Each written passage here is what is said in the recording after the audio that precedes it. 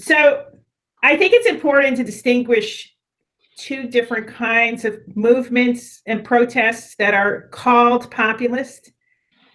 So in one kind of movement, the movement, and this is what we see, say, with Viktor Orban, illiberal democracy.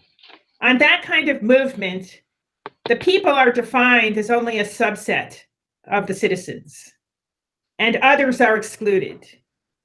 Okay, and I really don't see that as compatible with democracy. I think it's even a contradiction in terms to call that democracy. On my view, democracy is not just the whatever majority you can cobble together imposing its will without compromise or consultation on some despised minority groups. That's just is incompatible with democracy constitutively.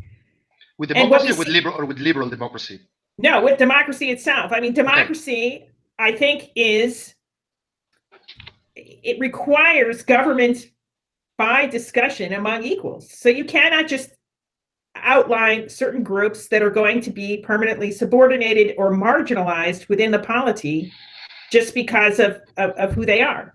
But then there's another kind of protest movement, social movement that is called populist. And here the paradigm would be something like Black Lives Matter, maybe, or the Occupy movement in the United States. We are the 99%, okay? What does that slogan say? It's not saying we want to disenfranchise the 1%.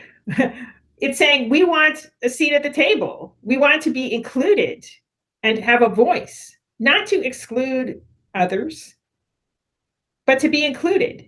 Now, what's interesting is empirically, what gives rise to both types of populist movement is a kind of grievance that one has not been represented, one hasn't been effectively represented.